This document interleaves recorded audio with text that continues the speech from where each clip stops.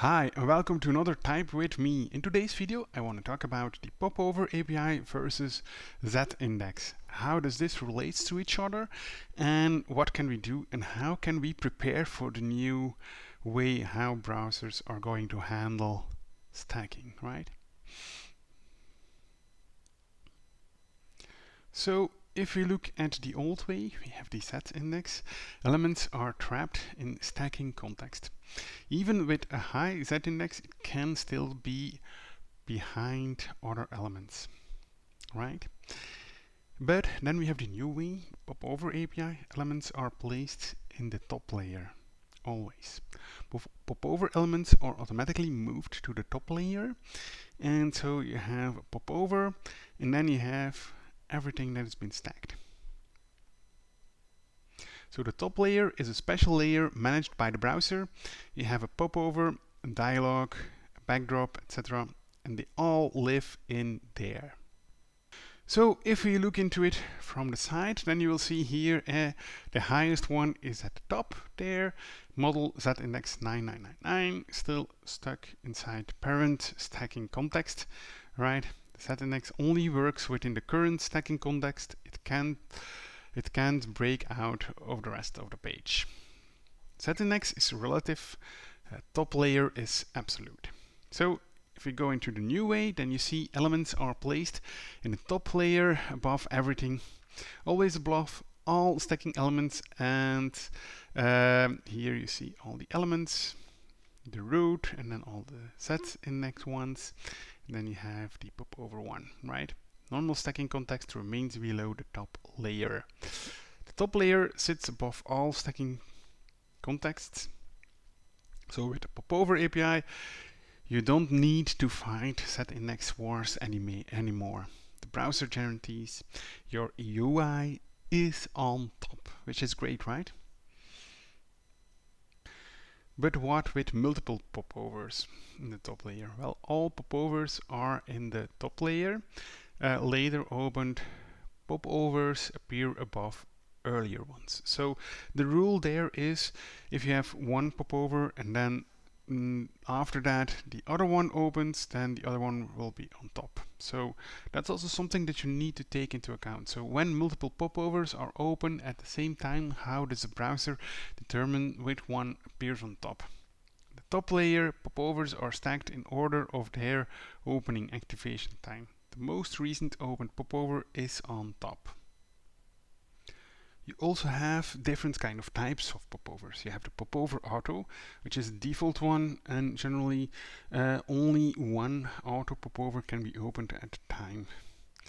If the new auto popover is a nested descendant of an already open popover, the browser recognizes it as a child. The child is tagged above the parent popover.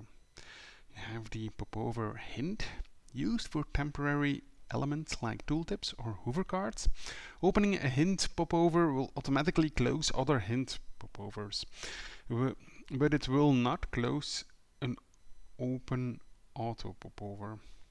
If an auto popover is open and you trigger a hint, the hint goes on top of the pile. Then you have the popover manual. So manual popovers do not force close anything, nor do they lie dismiss when you click outside of them. If you open 5 different manual popovers, they will all remain visible on the screen. The browser will stack them in the strict order they were triggered via JavaScript or HTML invokers. So if you have a complex UI with multiple open elements, the browser stack the top layer sequentially.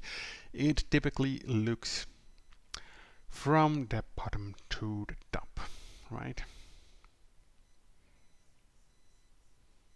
So both popovers are above all page content and stacking contexts. Within the top layer, the order is determined by when they were opened. So I prepared a little bit of an example. So if we go here, you see we have some HTML where we say show old model, and then here new model, button, popover target, new model, and this opens the new model here, which is a popover.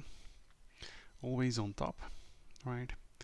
And then here show model, and here we do get element by ID, old model, hidden goes through. It's the old model.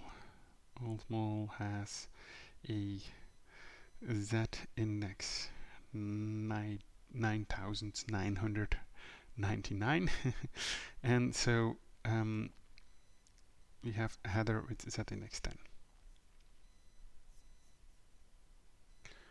So if you look into the page, I'm just gonna refresh that, and you see here old model, and then you see here new model pops up, here the old model. If I click not on the model itself but next to it, the popover disappears. This behavior is not in this model because we need to bake it in ourselves. This behavior is being baked in by the browser, so if you click next to it, it just disappears, right?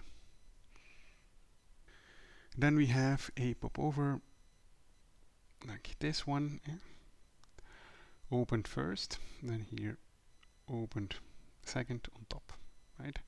If I click here, second on top, then this one opened first. So this one will be on top because first we clicked here and then we are clicking there, right? So it stacks just because of the fact that Popover A is being opened first and then the other one second, so on. So we are layering them on top of each other. If we look into how this works, right, then we can see here within the HTML itself, you see here this one, and here this is the popover. If here you see top layer and then 1, because you know it's the first one, and then this is the second, you open, and then he shows this one and the other one, I guess maybe also closes, I don't know.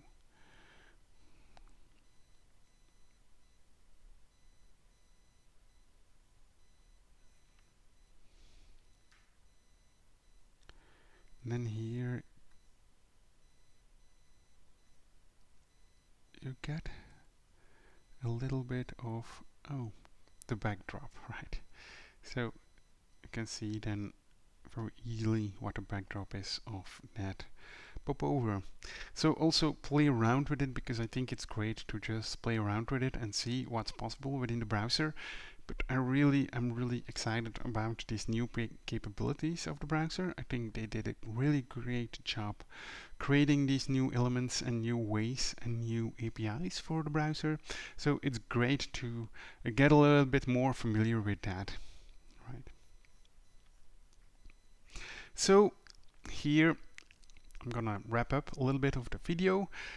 We talked about the Popover API, how this relates around stacking the Z index and the old way of working within the browser.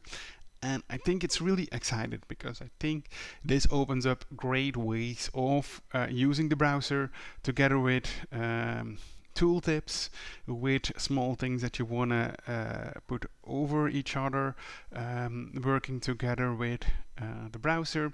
So I think it will be much more performant than before, getting rid of the JavaScript handling all of this and just pushing certain behaviors towards the browser. Let the browser handle this, right? So thank you for watching. I hope you enjoyed it, and see you in the next one.